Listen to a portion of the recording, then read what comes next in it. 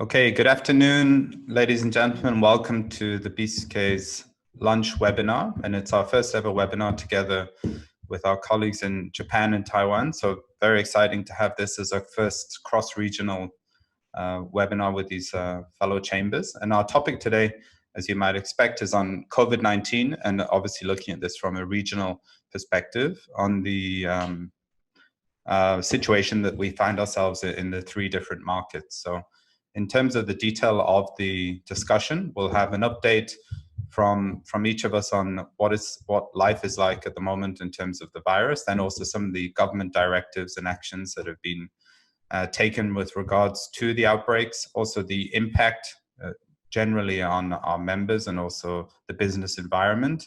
There are some survey results that can be shared to that effect as well, and then also potential exit strategy and also business recovery in the region. So I think it's worth stating that we're not obviously medical experts. We're also not super on the in when it comes to our respective governments, but I think what we are aware of is the sentiment and the feedback of our members. So I think it'll be very interesting for us to share that with our respective members. And so on today's panel, we have David Bickle. So David's the president there in Japan, and also Steve Parker, who is the CEO of the British Chamber of Commerce in Taipei, and then myself. So I'll be acting as the moderator just in order to facilitate the discussion. But of course, we're all going to be equally taking part here. We just, in terms of some logistics, we have a Q&A function there. So if any of you have any questions, please just click on that and type your question. If you want to address it to a particular person, feel free to write that into the question. If not, then I will address it to whoever it's most pertinent to address it to, or indeed to all of us. The webinar will be an hour in length, and we should go to questions with about 15 minutes to go. It may end a little bit earlier, a little bit longer, but we'll try our best to keep it to that hour. So without further ado, I'd like to go to our first speaker. So can I pass it over to you, David? Yeah, sure. Thank you, Sean. Thanks very much for the opportunity to participate today, and for you and your team there for organising this today. I think to provide some context about Japan's approach to dealing with COVID in terms of the restrictions placed on society and the way in which companies are working, it's helpful to see where Japan sits relative to other countries at the moment in terms of these restrictions. Oxford University and their Department of Government have come up with quite a helpful stringency index. This looks at a number of standardized measures of lockdown type measures that pose restrictions on people's lives. And they've looked at this across all of the countries. And they come up with a standardized score, an index from 1 to 100. So the more restrictive life is, it's at the top end of the range at 100, and the less restrictive, the lower the score is. So it's not really saying that a high number is better, it just means more restrictive. So to give some perspective, at the top end of the range, you see countries like France, which are at 100, also a number of the European countries, Spain, Italy, Denmark, around 95. Korea and the US, 76, the UK at 71. So you can see a trend towards less restriction. Japan comes behind the UK at 67. And perhaps to give a bit of perspective, that's slightly higher than Sweden, which is in the news a lot, which is at 62. So I think some of the reasons for this variation in stringency is due to do with the different policy tools that the countries have available to them, but it also reflects the way the approach to managing the economy. The Nobel Prize winning economist Paul Krugman tweeted recently that this is unprecedented in a number of the countries around the world. For example, the European countries and America are the governments are effectively putting their economies into a coma, and then using massive government stimulus really as life support to try and ensure that there are still some businesses and a viable workforce left when it comes time to bring the economy back out of that again, out of that coma state. Japan basically doesn't have the the legal tools to go into a full lockdown, like we've seen in some of these other countries. And their approach is slightly different. Rather than going for coma, they're, if you like to make an analogy, keeping the patient alive, monitoring, changing the economic, stimulus, and trying to treat the patient, I think, in a more active way rather than this coma state. So if we look at the timeline that you can see on screen, for Japan, like many countries, it's been a gradual story of ratcheting up the response measures to the COVID challenge. Probably something to note is that Japan was exposed fairly early on in the timeline, way back in January, and that's when their response, began, say, before many countries. Obviously, in February, Japan was thrust into the international spotlight with the Diamond Princess cruise ship, which was quarantined in Yokohama and was gaining a lot of international news coverage. You'll see at the bottom of the slide, we've included some statistics for the cumulative number of confirmed cases and also deaths.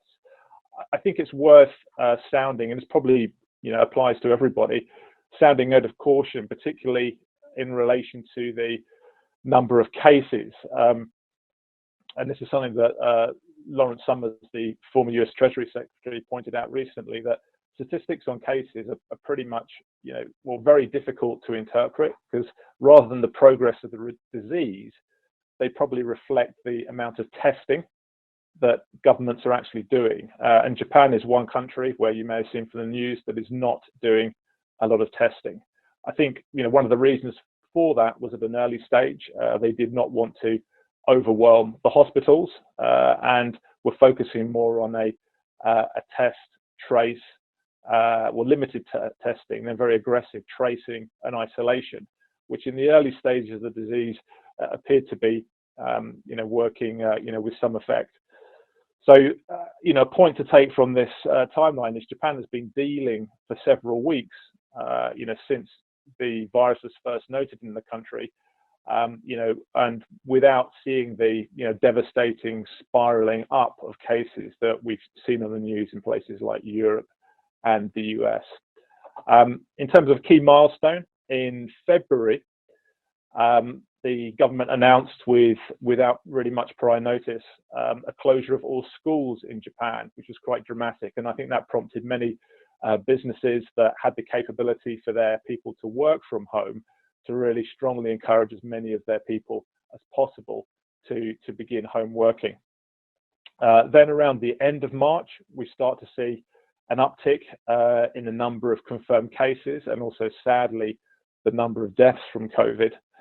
And it was around that time as well, I think the collective Japanese consciousness changed. There was the first publicized death of a very famous Japanese comedian, a famous television personality, which I think shook people in Japan to really become aware that, how devastating this illness is.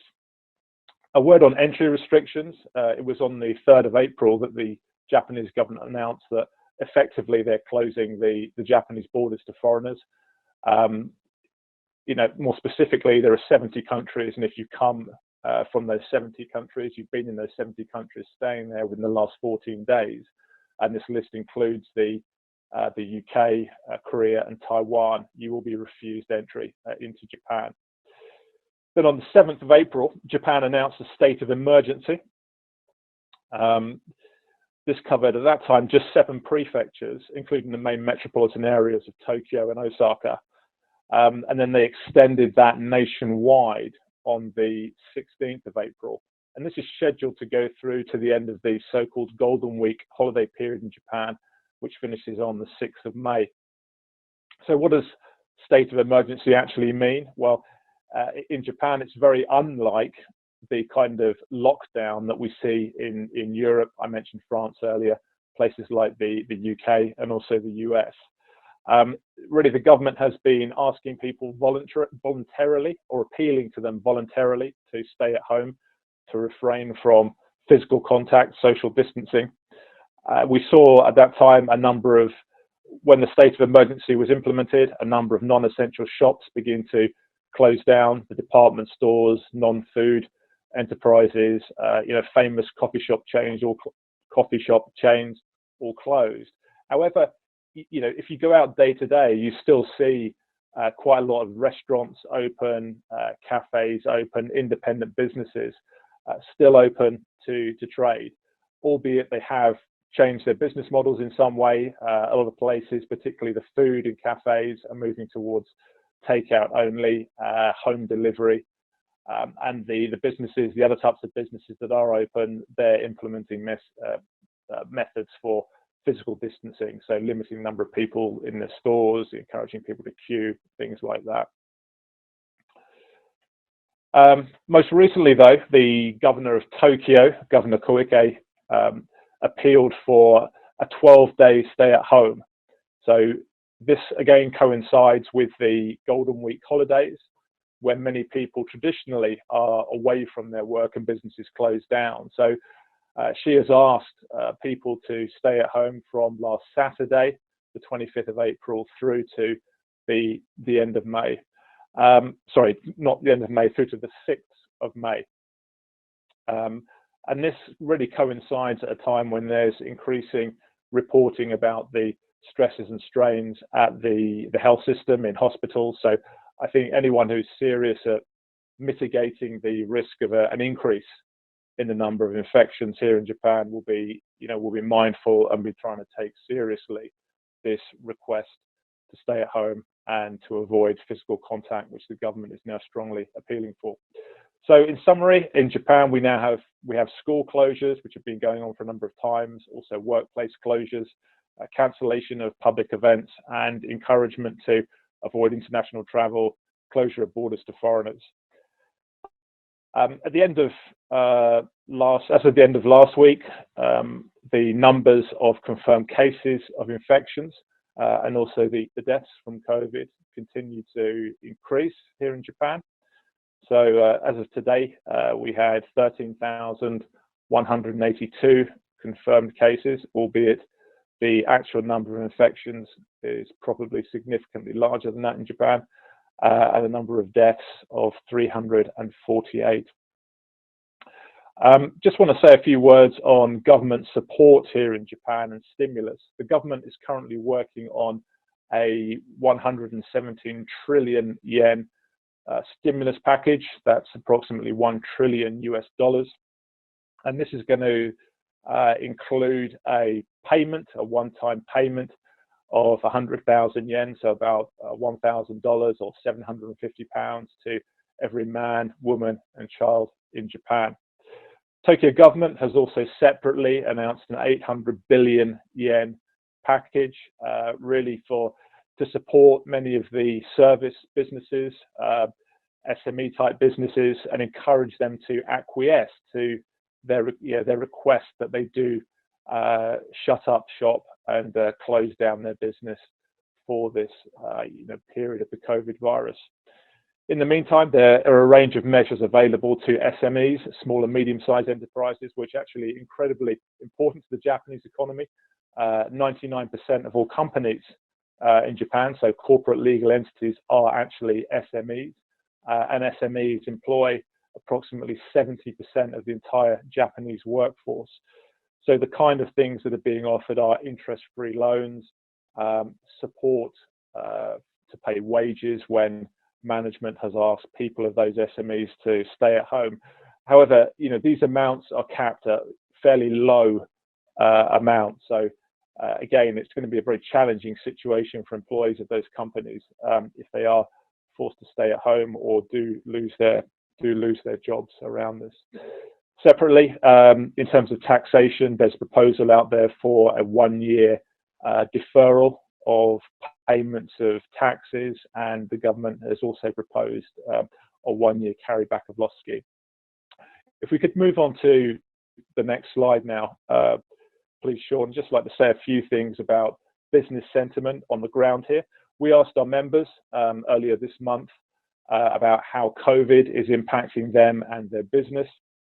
So first of all, what kind of business continuity measures have they been taking? And this is number 2 that you can see on the slide.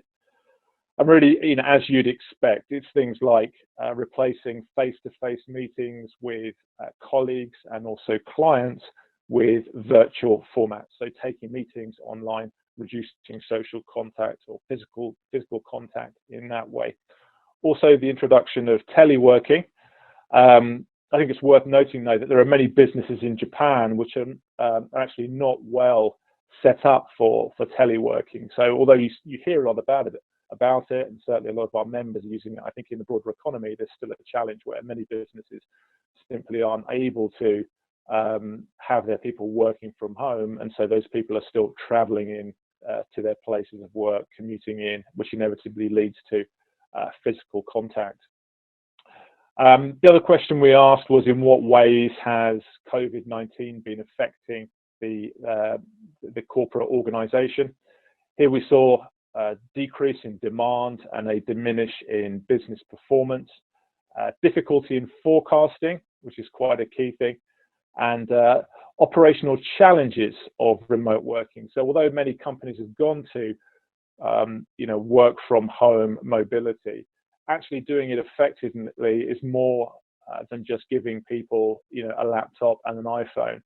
To do this effectively, I think you need to have full digital integration of systems across your business, paperless protocols, cyber security levels have to be increased. So I think a number of businesses, even though they're able to work from home, are still facing challenges around actually effectively and efficiently doing it. We also asked our members to what extent COVID, they think COVID will affect their net profits and revenues in the current year 2020.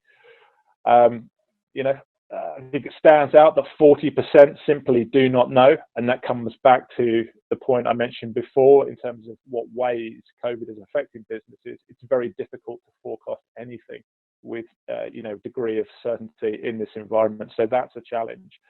For those that did express a view, though, more than 1/3 believe that revenues and profits are going to decrease by more than 25% in this current year. So obviously that is a significant number. Then lastly, we asked how we thought our members saw their businesses in 2 years out. Again, 33% simply didn't have a view, we don't know. I think this comes back once again to difficulties of forecasting anything in this current environment.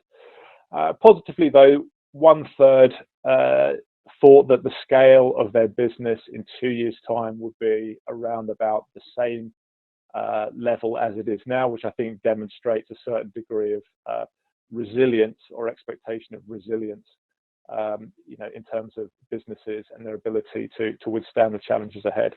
So to sum up, really, going forward here in Japan, everyone is really waiting to see what happens at the end of Golden Week on the 6th of May, when Prime Minister Abe is scheduled to make further announcements on what is happening in Japan.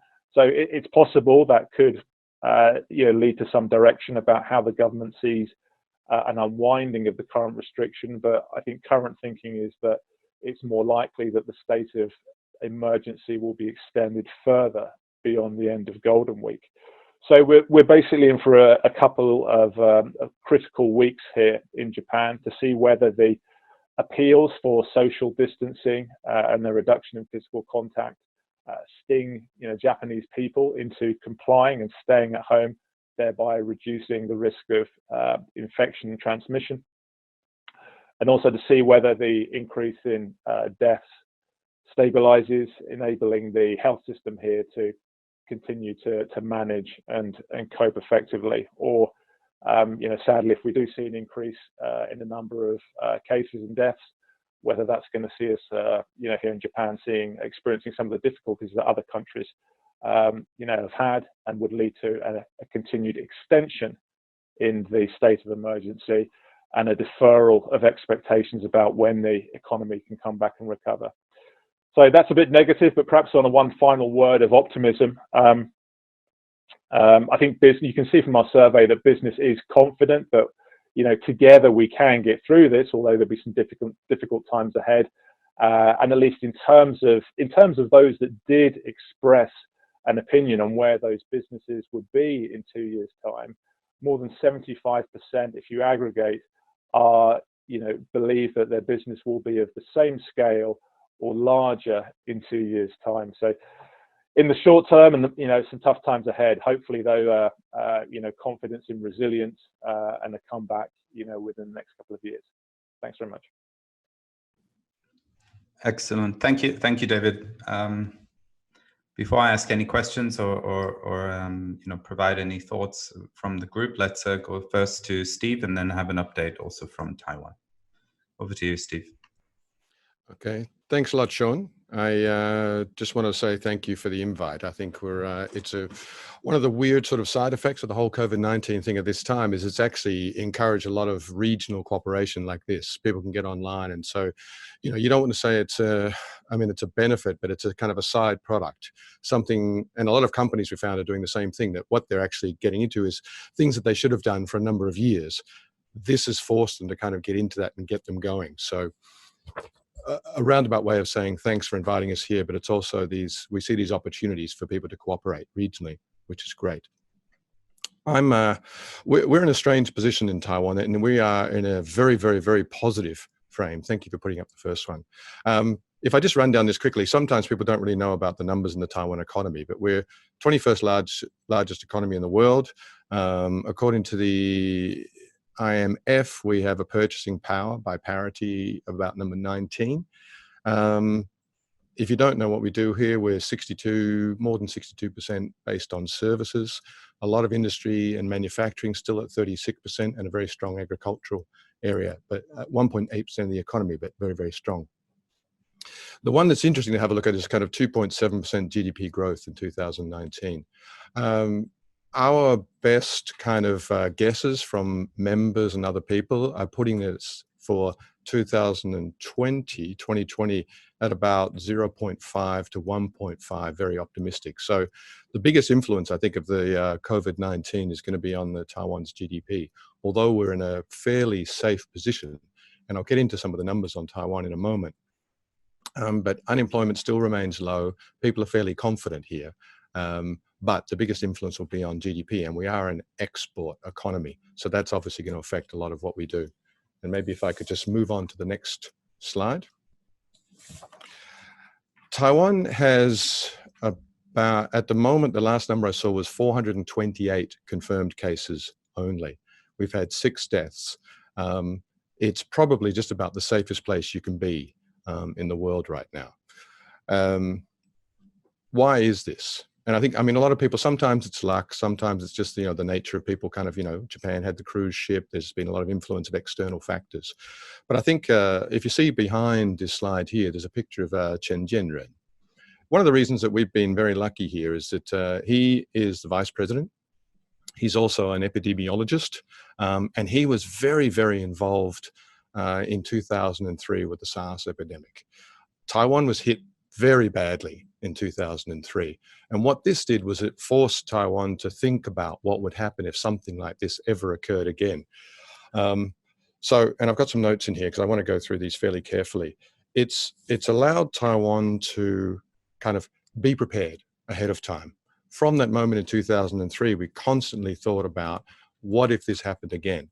And so, December last year, basically, we started health screening, because there were rumors of the thing that going down. We shut down flights from certain locations. We had our first confirmed case in January. We started this mask rationing very, very early on, which is something that I think some of the population weren't too happy about it. But what it's done is it's allowed the masks to be used in the locations and in the centers where they needed to be used. And it's made people aware of kind of just how valuable they are.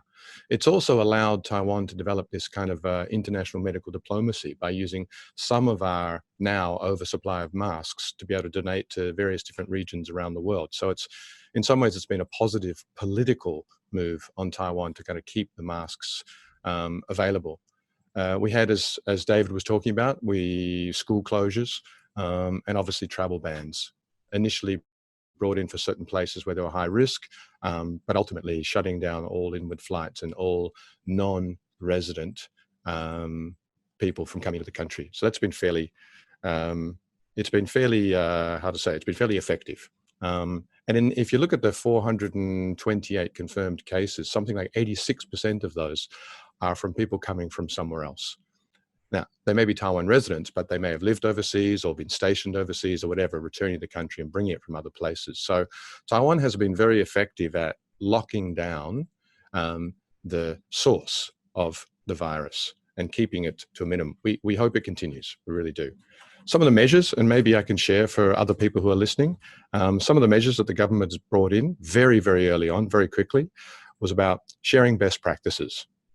Straight away, contacting all of the kind of sister cities, sister relationships all around the world, and just sharing immediately. Here's what we've done. Here's what we're doing. Here are the resources we have.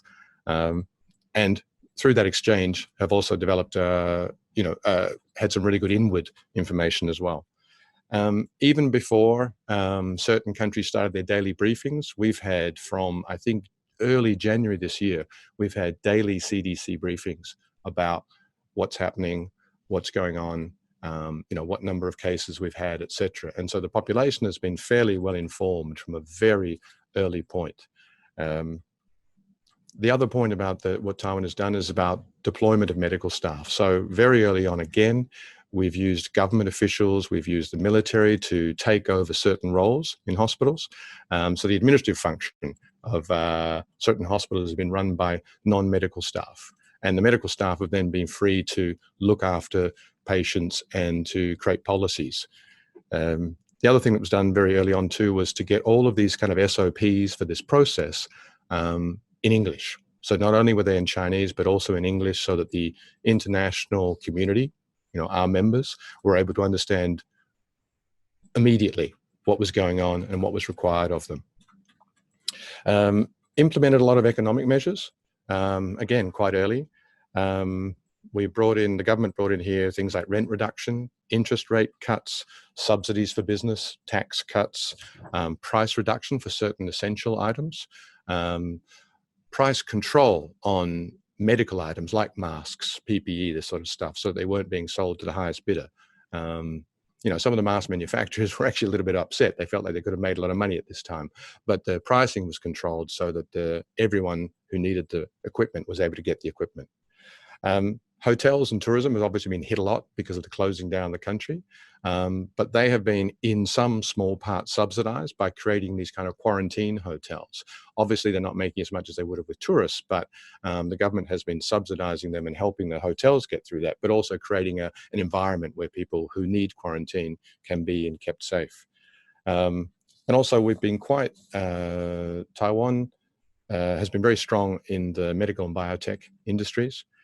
As well as this area of telemedicine, online kind of diagnosis. And these are industries that are actually finding some benefits.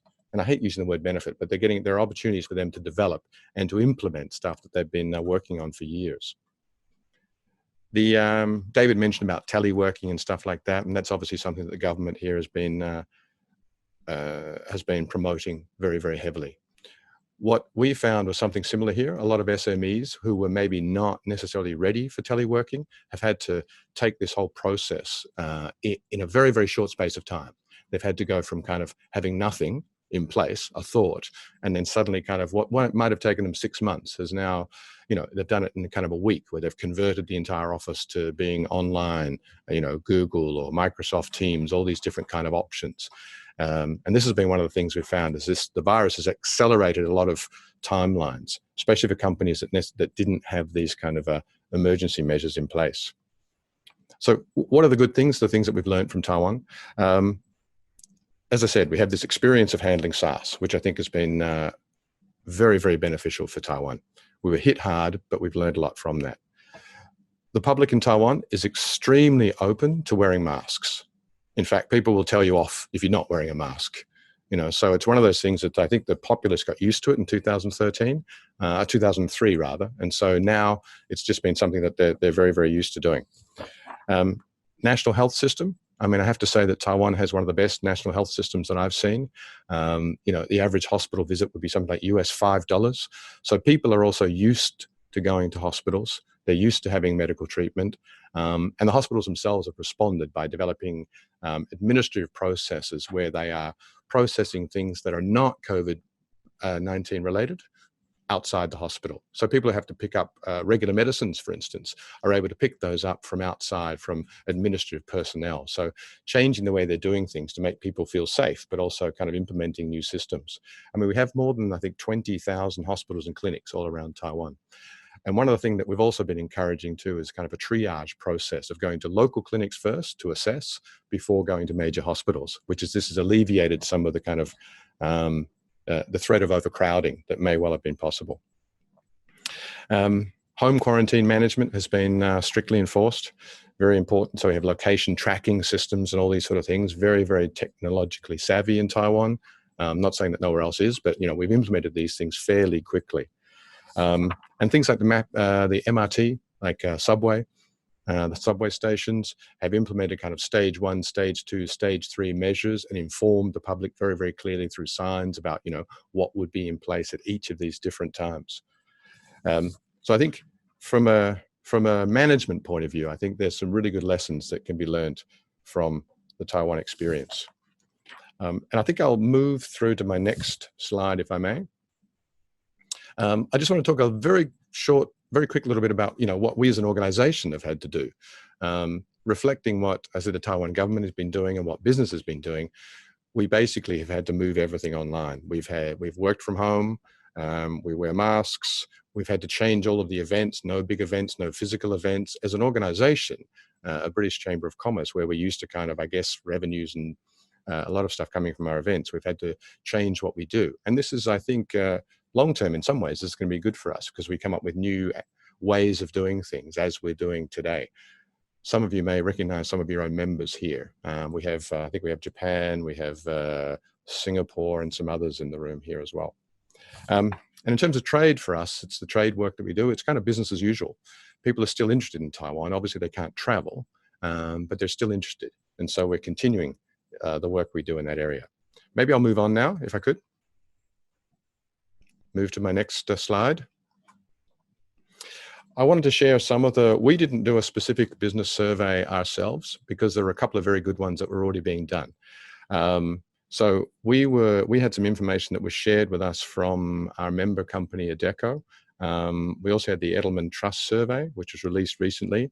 And we have another member, Independent Marketing and Research Limited, who shared some of the business sentiment regarding COVID-19 with us. One of the interesting ones, if we go from a kind of a macro to a micro perspective, the Independent Marketing and Research does an annual survey of business satisfaction. What they noted was that the 5-year outlook, which was at about 52% positive, has dropped a little bit down to somewhere around 46%. So there's been a slight reduce in kind of people's long-term perspective, but it's still a reasonably optimistic approach to business here. The biggest kind of areas that people viewed as affecting their business. Now, this report hasn't been released yet. This is, as I said, shared with us from Adecco. We can't release the numbers, so I can't put them up on screen for you, but I'll share a couple of kind of the big factors that came out. Most people obviously see that revenue is the biggest issue. Revenue is down. Some say 5%, some say 7%. Other companies we've spoken to, 30 to 50%, depending on the nature of their business. It's had to involve a whole strategic change. Things have to be done differently. A lot of projects have to be postponed. I mean, we saw just simply doing events and things like that. There's a big influence on that, but a lot of companies have had to put things off until the following year. HR has been influenced quite a lot. Recruitment, obviously. So companies are not taking on new staff. Rather, they're not replacing staff. Somewhere around 60% of companies have said that they will simply maintain the staff that they've got now, and they're not going to be recruiting more people in the future. And a lot of companies are obviously doing things like unpaid leave, trying to use up unpaid leave, forcing people to go on holidays now. With very few companies, around 7% were saying that they would actually have to lay people off. And I think these are more the ones that have had some serious economic impact. The one thing, and I think this maybe was mirrored with what David was talking about, is that most companies would like to see more from the government. I mean, although I think we've had a fairly positive response from the Taiwan government here, I think that a lot of companies would like to see more subsidies, more tax breaks, things like this. And the last thing I want to share about the kind of the company was this kind of remote systems. David talked about this as well, implementing remote systems. Most of the large corporates had the ability to kind of get into this very, very quickly. But we found a lot of the SMEs who responded were less strong in this area.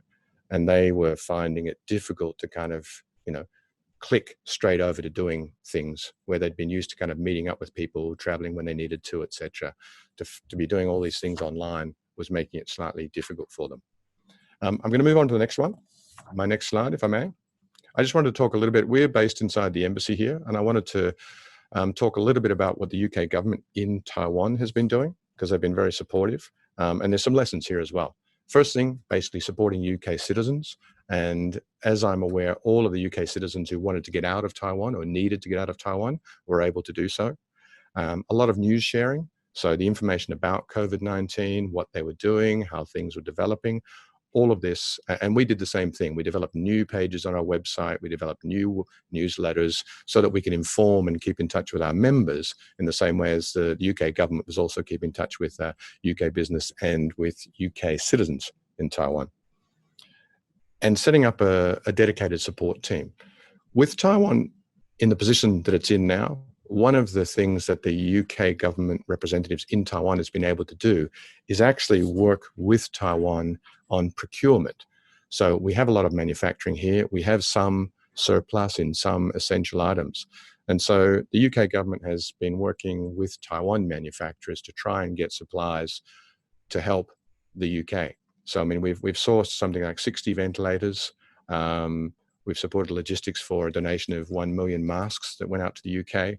And at the moment, the Department of International Trade is focusing on the PPE, the personal protective equipment, in particular gowns and stuff like that, to source those so that we can help with the UK. And if I just go to my last slide now.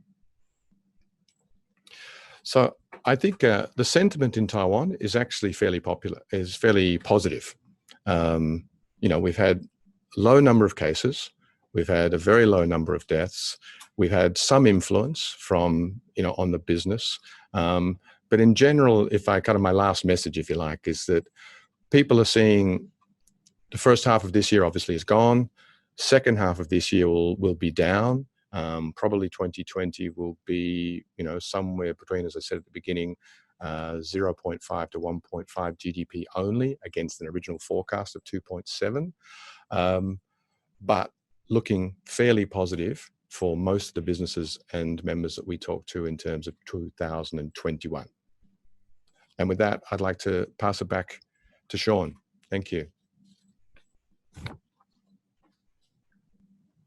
Okay, thank you very much, Steve. So interesting to see that paralleled against Japan, and also I think it also has some similarities with what's happening here in Korea, but also some differences. So I'll now talk a little bit about the case in Korea. I'm aware of time now. It's 12:40. We have 20 minutes. So I'll try to keep mine as short as possible to allow for some questions. So for those of you that are attending, if you do have some questions, please stick them into the chat box there, the Q&A chat box, and I'll be sure to address them to the speakers. So just in terms of Korea, then let me jump to it. So go to the first slide. Okay, so first of all, I'm going to talk about 3 different areas when it comes to our particular market. The first, just an overview of COVID itself, and then a little bit on the government response, and then finally on private sector response, which is primarily covered by our own membership survey. So I will skip some sections that I was going to talk about, because I think, for example, the response has been fairly similar across the region, but also across the world in terms of how the companies are dealing with the situation. So I won't dwell on those, but I'll talk about the things that are a little bit different or unique to our market. But first of all, in terms of the outbreak itself, as you can see on the chart here, and it's a little bit difficult to see the exact date, so let's not worry too much about that. It's more to just show you the trend of where we're at. So obviously the first cases happened in mid-February, and now you can see that it peaked at around the if you can see here, at around early March. And then actually now we're at 10 cases. So as of yesterday, we're down to 10 cases, and often day to day, those a good portion of those 10, usually 4 or 5, are actually coming from overseas, which are returning Korean nationals, mostly coming back from the United States, and that's being very well contained. So you can see that actually, for almost the last 3 weeks, we've had a very low level. So in terms of public health situation, it's very positive. Now, if you then think about, well, how did this happen and the chronology of this? So actually, Korea began with a level 1 alert level in January, when there was the first confirmed case in January 19, actually. A bit like Taiwan, the experiences that Korea had with SARS and also with MERS meant that there was a very quick and effective response to that in terms of development of test kits, and also the health systems ability to move to test people. So even though things were still at a level 1, actually in the background, equipment was being purchased and things were being mobilized by the government in order to be in place for when things were going to get worse, and it was expected that that would be the case. So if you look then fast forwards to closer to mid-February, that's when you had the sort of big cluster of cases, and that came, and it was well documented in the media. That came through a cult, actually, that was effectively had gathered a number of people, also internationally had flown in for the funeral of I think it was the brother of the leader, and so actually, contrary to the government advice not to gather, that they gathered, and actually that cluster broke out in a city called Daegu, which is one of Korea's southern cities. And through that cluster, I think that's where really the country went from level 3 up to level 4, and then you have high government intervention. Prior to that, actually, it was mid-February where the government was, as a advice, was telling companies to work from home, and people were doing that. But actually, it wasn't until after that cluster that I think things really started to get serious, because of the number really jumped very rapidly. And so actually, Korea started to implement very strong social distancing rules at that point. But it's worth pointing out that Korea's never entered a state of emergency, and also it never had any form of lockdown. So what I would say is that even though it hasn't, effectively it's had strong social distancing from mid-February. And I think such is the civic nature of the Korean people, that actually once, although that was simply advisory, and it took until March 22nd for the government to really come out very strongly and create those social distances regulations, actually it's been effectively in place from the point of which it was advice.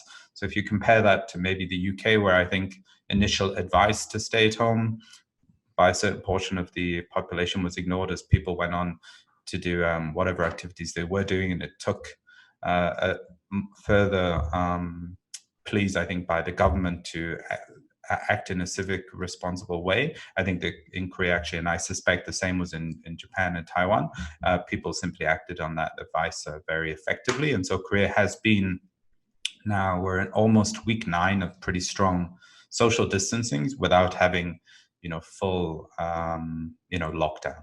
So if we go to the next slide. So then, okay, what was it that Korea did? I think this has also been, fairly well documented, but it began its 3T strategy, and it seems like Taiwan did a similar thing. And if anything, Taiwan actually was a lot more forceful in how it reacted to it, and that seems to have been very effective. Korea, I think, was a little bit more gradual, but very detail oriented and very effective in what it did. So it began extremely high levels of testing. So Korea actually to date has tested over 600,000 people. And, obviously if you compare that to some of the markets in some countries in the UK, in Europe, that's a high proportion of the population. And it did it very quickly. As well as that, it began a very intense level of tracing. And of course, the use of technology was important in that, but also people's willingness to part with data and report where they were and who they met. And so anecdotally, to give you an example, one of our staff had been to a clinic the day after a patient had been found to be positive in that clinic, was contacted by the form of a text message and then a phone call, asked to attend the following day a test, to take a test, and then the following day after that, the person was told that the test result was negative, and all through that was all done within 3 days. And that was being in a location the day after a patient was found. And so that gives you an idea the extent to which all the data was integrated, and also people were on top of this in order to stop the spread. So I think it's been a very sort of effective strategy that's gone on. So if we go to the next slide, you'll see here now, again, it's maybe a bit small for everyone to see, but you can just see the level of testing relative to the size of the population, and Korea has been very strong with that. Okay. Next slide. Some of the measures that have been brought in, I think Korea was one of the first to do it, were things like these testing units. And so it's a bit like a phone booth, but it completely a very effective way to stop the spread, even for those medical professionals. And of course, Korea now is very much an exporter of PPE as well as test equipment to Europe and the US. And so Korea was actually very, very well equipped in terms of PPE, and also in terms of the processes needed to test effectively without any spread. As Steve mentioned, actually, masks were also rationed here, and still are. Actually, now I think the rationing rationing may have stopped. Although you can more freely buy them, but now the rationing is effectively stopped. But it was the case that you could only purchase 2 masks per week for each individual within your family, and that it had to be that individual that went to the pharmacy to get it, unless that individual, one of the family members was a child, and in which case, you're allowed to purchase on behalf of the child. And so that was instituted in order to allow for PPE, but particularly masks, to be going to the right people, and very much accepted by the population as well as a measure that was needed. So if we just go to the next slide. So on the impact, of course, we talk to our members, and the members, have been most of them have been significantly impacted over, of course, in terms of revenue, but also in terms of organizationally and logistically as to how they're running their business. And whilst Korea hasn't had the full lockdown, there has been a number of financial rescue packages that have been brought out, particularly for SMEs, and a lot of the UK multinationals are small and medium-sized enterprises here in this market. So, there has been a fund brought out which allows for lending for those companies. There's also been a program to provide low interest rate loans, for those companies, as well as credit guarantees up to 90%, and then employment retention subsidies, which are 90% of the suspension of salaries up to a certain cap, as well as deferrals on things like loans as well. So I think the government has been putting out different measures in terms of financial packages, which have helped, but I think there are more yet to come, but maybe haven't yet been to the extent needed in Europe. In terms of workplace guidance, the government was also very quick to come out and to ask people to adopt flexible working hours, working from home, as well as advise corporations to be more hygienic in the way that they provide hand sanitizer and disinfectant, but no different to anywhere else. The only difference, I think, may have been the speed of which they did it. So how has that affected our members? As you can see, in general spending, of course, consumer spending is down, mobility is down, and so a lot of our members, whether it's B2C or B2B, have been significantly affected by this, and some, of course, moderately. If you go to the next slide. What does this mean in terms of revenue? So reduced revenue. At the time that we did this survey, actually, we chose 10% as a ceiling here, but I think that could now be obviously a lot higher.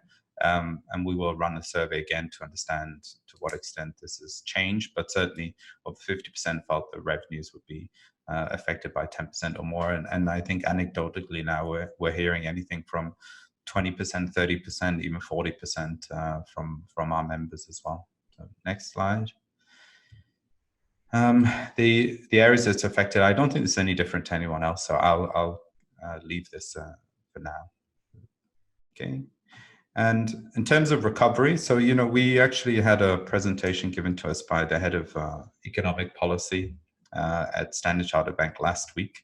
And in the recovery, it was felt, it really depends on, of course, whether there may be or may not be a second wave, and also how lots of other markets do. But in terms of Korea, the vast majority felt that it would take around 6 months for that to recover. I think, you know, this is, again, in a market which is so dependent on export, this is really to do with the rest of the world as well. So I think this really speaks more to this domestic market. Now, of course, if your business is very tied to international travel, then it's going to take longer than that, one would suspect. But in general, it was felt that 6 months will be how long it will take for this domestic market to return to some sort of sense of normality. And I think this is in flux and changing all the time. But yeah, 6 months is what our members are thinking. When we did have that presentation by the Standard Chartered economist, he felt that global economy will shrink by 0.6% this year, and actually recession will hit that's worse than certainly the financial crisis, and worse than others in the past as well. So, and Korea, whilst it, I think, will be somewhat sheltered from that in the short term, because the situation here is a little bit better, its connection and its export business is going to be hugely affected by that, particularly with Europe and the US. And so whilst those numbers are not out yet, it's expected that those export volumes will have shrunk a lot. And also, despite some recovery in China, that recovery hasn't been a V-shaped recovery. And so actually, you know, things are looking very pessimistic, at least for this year, but possibly going into the next. Okay, so next slide. So yeah, so what are some of the measures being taken on by our members? I think the obvious ones are there a lot of cost cutting, adjustments of budgets, which is difficult to do, certainly hiring freezes, and also seeking of financial support. So those are the key measures. And so, as Steve mentioned, and also David before him, we expect that this year will be a year of having to adapt, but also having to effectively take some losses in order to hopefully bounce back next year. But depending on the business, no one quite knows how long that will take. Okay, and the next one. So yeah, so what are they instituting? I think this one we can leave this for now, I think, because a lot of these are being instituted everywhere else in the region and also globally. So I think that, you know, I can leave this slide, but, you know, very practical things being put in place and by our members. I think the biggest one, you know, is the fact that things that are completely necessary are now being moved online. And just in terms of our own business, you know, there's two things that are happening in the short term. Of course, we're using this medium in order to be able to engage our members in some way. The other thing is that actually, even though things are being social distancing is likely to be liberalized to some extent on May 5th. May 6th is when we are expecting things to be made a little bit easier, and also mobility to be a little bit liberalized by the Korean government, because, you know, the cases are so low. It doesn't mean that we are going back to our regular calendar of events. So, for example, we usually have a big celebration for the Queen's birthday. We just don't see a situation whereby 400-500 people gathering, sipping champagne and enjoying some networking or dancing and mingling in that way is really going to be A, practical, and B, really the kind of sentiment or the kind of event that really speaks to the mood of the country, but also of the UK in particular. And so we'll be adapting to our situation and changing the nature of the events themselves, including reducing particular events. And so there is it is forcing our hand to adapt there as well. So Okay, so I think that will be it from Korea. So let me just go to some questions. This one is for you, David, and it says that in Japan, they've announced that they're going to buy unlimited amounts of bonds. And do you think this may cause some hyperinflation? I'm not an economist, but there's always obviously some risk. I think more relevant, though, is the fact that Japan, like many other central banks, has limited policy options available. Interest rates are already at rock bottom. And I think the bigger risk for many countries, I think, is the fear of, what a total collapse in confidence could do. So rather than run the risk of a total collapse in confidence and the knock-on effects in the real economy, a number of central banks have made a statement that they're prepared to do almost whatever it takes to support the economy. And like we saw after the Lehman shock, the financial crisis back in 2008, governments are willing to engage in extraordinary fiscal measures. So there is always some risks with it, but I think I'm sure the concern at the moment is to try and protect the economy and maintain some level of confidence. Okay, and we also have a question on, it's a more broader question, but how do you feel about the likelihood of the transition from health crisis to economic crisis, bearing in mind the new unemployment statistics coming out of the US? So I think actually it might be interesting for either one of you also to broaden that question and just ask about, maybe this is more pertinent for myself and also for Taiwan. But as as the infection rate has come down and now we have sort of from a public health perspective, a well-known positive case of how to deal with the virus. Where are things in terms of consumer spending and on that side of things, Steve? And how are things like unemployment and the sentiment generally in the market? Is the government really pushing to try and instill some sort of confidence in the market with certain measures, or where does Taiwan stand in terms of as we're coming out of this economically? Sure. And I'm just unmuted myself. Thanks, Sean. As David said, I'm not an economist either. But you also mentioned, Sean, that basically most people feel like we're heading into some sort of recession. So I think the question, and I know Mike, it's from Mike Cottingham. He's in Taiwan here. The idea that we're moving into recession, I think we are moving into a recession. You've had the kind of the crisis of the health crisis, and the health crisis itself is creating an economic crisis. I think it's something that we just have to face up to. It is happening. It's a reality. Most of the smart people that I talk to, the economists that I talk to, talk about things like cash versus credit. And if you're going to kind of alleviate the problems, you've got to be looking at ensuring that your cash reserves are, and these are fairly simple economic principles. But I think one of the reasons why Asia tends to come out of these recessions stronger than perhaps other locations is because we have high levels of savings, high levels of cash. Companies are fairly conservative when it comes to kind of throwing money around. They tend not to borrow as much as other places. And you're looking at, some statistics you saw from the US where they said something like about 30% of the population couldn't get $1,000 together just to buy essentials. And I think what you have is an economy, the US, which is a very big, very strong economy. And a lot of our economies in Asia rely on that because we export, we produce products for there. But it's a country that's been living on credit for a very, very long time. And that's going to affect globally. There's going to be a trickle-down effect to places like Taiwan, Korea, less so perhaps in Japan, which, and David can maybe talk to this. But, economies like Korea and Taiwan, where we are export-based, are definitely going to be affected by this. The companies and I think the populations are in a reasonably safe space because, again, it's this cash versus credit. They save, they keep money, they invest in kind of sensible things, if you like. But when it comes to continuing in their businesses to sell items, to sell products, the Taiwanese market is going to suffer because there aren't going to be those available export markets. Locally and domestically, I think we're going to be able to get through this because we'll be able to, hunker down. And again, there will be cash to spend here. There are government incentives. There's something like about 60 billion NT that's being put into the market to support this. So, I think we're kind of going to be okay in a microcosm, but definitely the global economic recession will affect a lot of businesses here.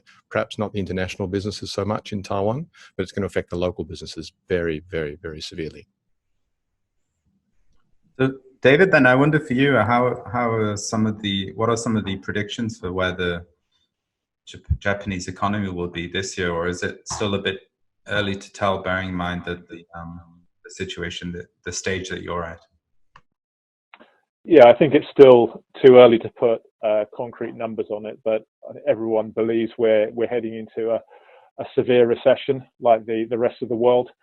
Japan is also has many companies which are export an awful lot around the world, and many of the domestic companies here in Japan are actually supporting those supply chains. So the difficulties in the global economy and any downturn in global trade is going to have a negative impact.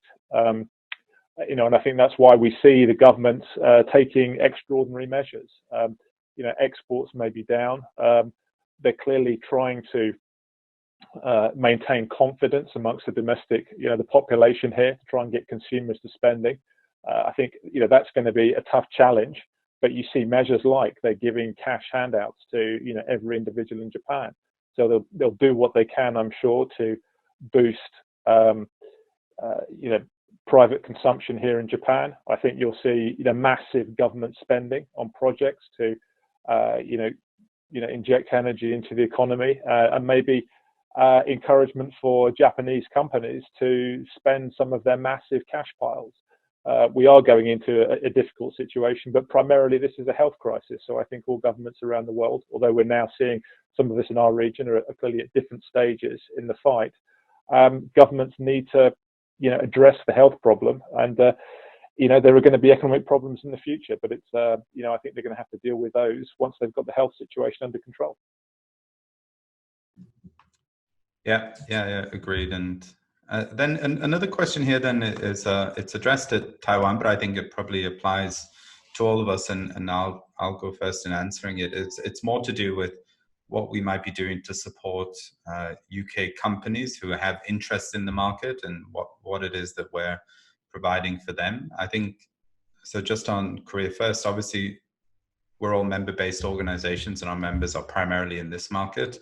But because of the situation that we have in the UK, I think certainly from our side, on the Department of International Trade contract that we have, and I know that that's in Taiwan as well, but not in Japan, but we are obviously helping those UK companies with giving them advice as to what to do in this market. A lot of the projects that we were doing to help them enter the market have been paused at our suggestion, because it's just impractical to be able to do a lot of the work. And also, obviously, they're not going to be coming to the market anytime soon.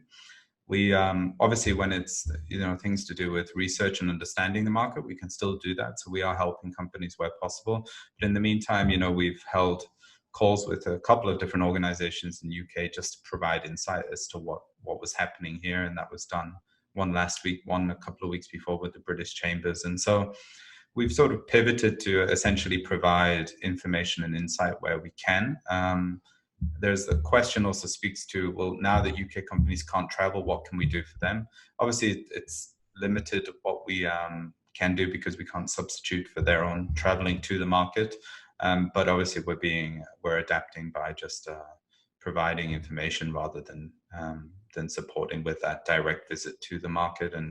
And we hope that things will be better in September, October for these types of initiatives. But at the moment, I think the best we can do is to be a vehicle of information. So I don't know whether any of you would like to add to that. Steve, in Taiwan, the question was primarily towards yourself. Would you like to add anything? Sure. If I could just, and I'm just looking for it's Graham Davis, I see. Okay. Hi, Graham. So I guess there were two aspects of this. One is the kind of aspect that Sean was talking about just now, which is very, I called it business as usual. It's probably business is not quite as usual as always, but we are still continuing to support British business. We are still continuing to provide information, and anybody who contacts us, we'll do exactly the same things as Sean was talking about there. One of the other sides of this, where there are things that are in place that need to be done in country, and it requires foreign expertise to do them. One of the things in Taiwan is the offshore wind industry, which is booming right now. So one of the issues that the Department of International Trade here is addressing is this issue of how to get people into Taiwan when currently, because of the health crisis, it's more or less shut down for international traffic. So there may well be opportunities to work with the Taiwan government to get people in for certain necessary projects that are ongoing, if they're not talking about business travel and stuff like that. So I think there are kind of two different aspects to Graham's question there. Business as usual, but obviously we're not expecting people to come and travel, as Sean says, more reports. And the other side of that is that if there are kind of services or projects that need to be done in the economy itself, then we are working with people to find ways to get through those. It'll involve quarantine, it'll involve all sorts of hoops to have to go through, but we're still trying to work on assisting those projects. Okay, David, anything else to add there? Yeah, very similar. We'll continue to respond to questions and provide information to British companies. One positive thing that I've seen anecdotally from the UK is a number of companies. There was one last week in small powder technologies, actually starting to convert some of their own content into Japanese, which I thought was fantastic. So Japan is it's potentially a massive market. Japanese counterparties or potential customers and clients are very discriminating, but it is a huge market. So I think British companies, it's fantastic if they can tell their story in a very accessible way. So many British companies have tremendous products and services. And so I was heartened to see some of them starting to convert their webinars, having them translated, their online materials into Japanese. So remotely being better able to connect with potential purchasers, clients and customers here in the Japanese market. Yeah, and then I wonder also if for you guys, I know that Steve, for example, your office is within the embassy grounds, and David, I in your presentation I didn't see much about how things are locally in terms of government, British government support, but I thought it might be interesting for us to just sort of pose that question of how has that been in terms of with the embassy? Where's your role relative to what the embassy is doing? Are you helping a little bit in terms of consular or travel advice? I know that in Korea, we found that the, for example, the ambassador has spoken on one of our webinars and was very good at providing an update of how things are in the UK, but also what they're doing here locally. I know that, as Steve mentioned, there's been a lot of focus on procurement at the moment in order to get equipment from Korea over to the UK, and so I know the embassy is working on that. We found them, very open and willing to discuss, how they can help British businesses, and obviously to some extent is limited what anyone can do in this situation.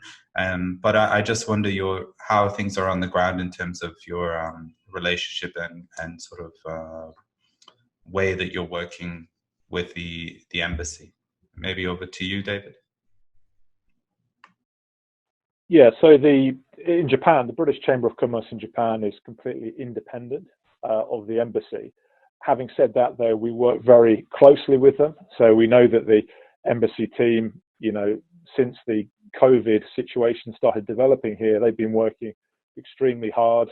Initially, I believe a lot of the effort was obviously around consular support to British nationals, but increasingly now, we're working with them on online formats aimed at businesses.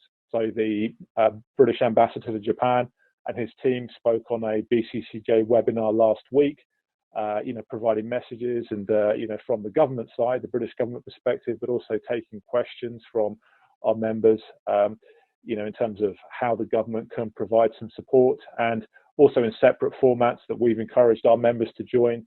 The British Embassy has been setting up, video conferences, opportunities to get the British business community together, and again to share experiences, best practices, and enable the government, the British government, to understand what British companies in the market here in Japan need in terms of support. So it's been a close working relationship, and I think that close communication will be the foundation for what we continue to do going forward in collaboration with the embassy here. Yeah, and yourself, Steve? Yeah, so I should just point out we have a representative office here, so it's not an embassy, but in a sense it functions as the representative. It represents the UK government, the UK authorities in Taiwan. The fact that our office is inside the representative office has been really good for us. It's great for us in terms of just fielding questions and all of this kind of, UK citizens who have questions about what's going on. It's easy for us to kind of just pop around the corner and find the right person to get an immediate answer for them. So I think, the UK authorities in Taiwan have been extremely supportive. And we enjoy a good working relationship with them. We've been involved in the weekly meetings, the task force, helping to source products for the UK at this time as well. So I think it's a nice relationship that has been of benefit to both sides, where we can bring British business in, but we can also help the UK side and help our members as well to be part of the push to support the UK from Taiwan as well. Yeah, agreed on that. So I think now, looking at the time, it's just time to wrap up. I think as we've all sort of pointed out, it's been very much about public health. It's now going into a phase, at least in most or a lot of markets, where public health going into economic recovery and also adaptation more longer term. And as you said, Steve, it's not exactly a benefit, but maybe as a response to this crisis, I think it's important that we have that support from the British government, which we do have, and also that we reach out and create those networks more regionally, and that's been a very positive things in terms of this webinar and hopefully going forward. So I just want to thank you both for being part of this. I know you must be very busy in your respective markets, so really thank you, and thank you to your teams that have supported this as well. And so without any further ado, I'd let everyone enjoy their lunch and leave the meeting now. Thank you, gentlemen.